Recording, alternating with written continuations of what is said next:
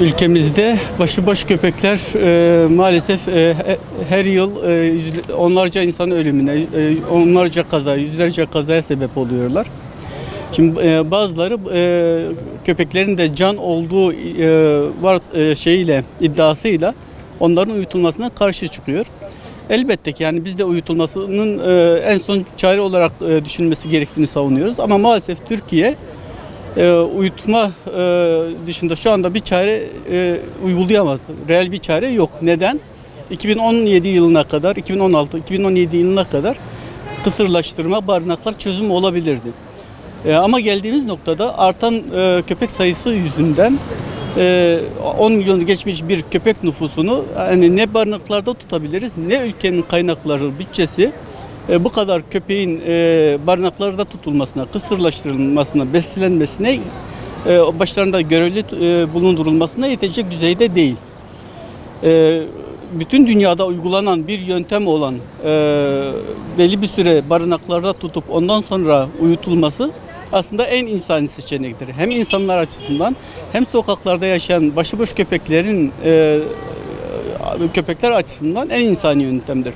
Hasta bir köpeği yaşatmaya çalışmak aslında o köpeğe de zulümdür. İnsanlar bile bazı hastalıkların ağırlığından kaynaklı olarak ötenazi seçeneğini seçiyorken bilinçli bir şekilde köpeklerin ısrarla, hele hasta köpeklerin ısrarla yaşatılmaya çalışılması başta o köpeklere zulümdür. Ayrıca köpekler dünyada istilacı türler listesinin en başında yer almaktadır. Şimdi istilacı türler nedir diye baktığımızda bulundukları ortamda orantısız bir şekilde diğer türlere oranla hızla sayısı artan, onların bulunduğu bölgeyi işgal eden, onların türlerini yok eden türlerdir. Şimdi köpekleri biz yaşatmaya çalışırken aslında farkında olmadan doğadaki diğer türlere zarar veriyoruz. Bunların başında ceylanlar, yaban keçileri, tavşanlar, kuşlar, sayısını bilemeyeceğimiz, belki farkında olmadığımız endemik türler de yer almaktadır. Bölgemizde daha önce bulunmayan yaban domuzları ve köpekler bu türlerin yok olmasında önemli bir rol sahibidir. Dünyada önemli akademik çalışmalar var bu konuda. Köpekleri ve yaban domuzlarını listenin başına almaktadırlar. Şimdi düşündüğümüzde bir çevreci olarak veyahut da bir insan hakları savunucusu olarak insanların